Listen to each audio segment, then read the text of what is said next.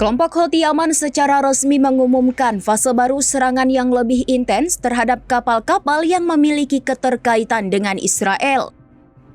Pernyataan ini disampaikan oleh juru bicara militer Houthi, Amin Hayyan, dalam sebuah pidato yang disiarkan televisi pemerintah pada Minggu 27 Juli 2025. Dalam fase keempat ini, Houthi tidak akan lagi memandang negara asal kapal.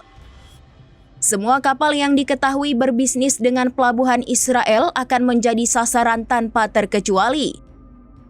Dikutip dari Russia Today atau RT, Hayyan menjelaskan bahwa pihaknya akan mengirimkan peringatan awal kepada kapal komersial yang hendak menuju Israel. Namun jika peringatan tersebut diabaikan, maka kapal tersebut akan langsung diserang tanpa kompromi.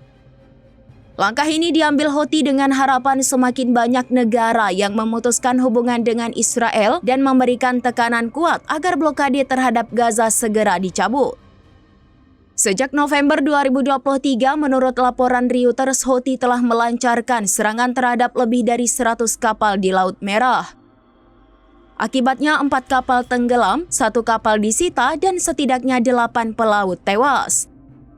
Belum lama ini kelompok tersebut menyita dan menenggelamkan kapal curah milik Yunani Eternity Sea serta kapal berbendera Liberia Magic Seas.